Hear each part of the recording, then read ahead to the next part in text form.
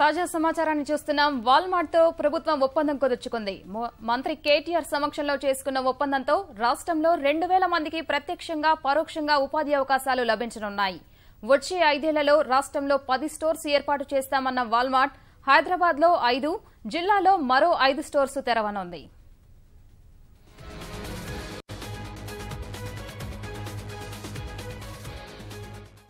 ప్రపంచంలోనే అతిపెద్ద రీటైల్ సంస్థల్లో ఒకటైన వాల్మార్ట్ ఇప్పటికే భారతదేశంలో వ్యాపార విస్తరణ కార్యక్రమాల్లో భాగంగా చాలా పెద్ద ఎత్తున మరి స్టోర్స్ తెరుస్తా ఉన్నది.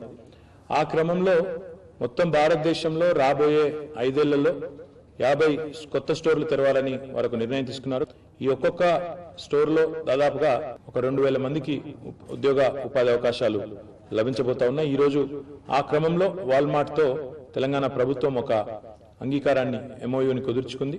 ఇందులో 5 స్టోర్స్ రాబోయే 5 ఏళ్లలో హైదరాబాద్ లో, మిగతా 5 స్టోర్స్ హైదరాబాద్ బయట ఉన్న నిజామాబాద్ గాని, కరీంనగర్ గాని, వరంగల్ లాంటి పట్టణాల్లో గాని వారు ప్రారంభించబోతా ఉన్నారు. వారికి అన్ని రకాలుగా కూడా ప్రభుత్వం వైపు నుంచి సహకారం, ముఖ్యంగా సింగిల్ విండో పద్ధతుల్లో వారికి అన్ని అనుమతులు ఒకేసారి ఇవ్వడం, వాల్మార్ట్ నుంచి కూడా మనకి గైడెన్స్ కూడా వస్తా ఉంది. వారు స్థానికంగా ఉండే ఈ మహిళా స్వయం సహాయక బృందాలు ఏవైతే ఉన్నాయో వారి ఎకనామిక్ ఎంపవర్మెంట్ కోసం, అంటే వారి ఆర్థిక సాధికారత కోసం కూడా వారు పనిచేస్తారు.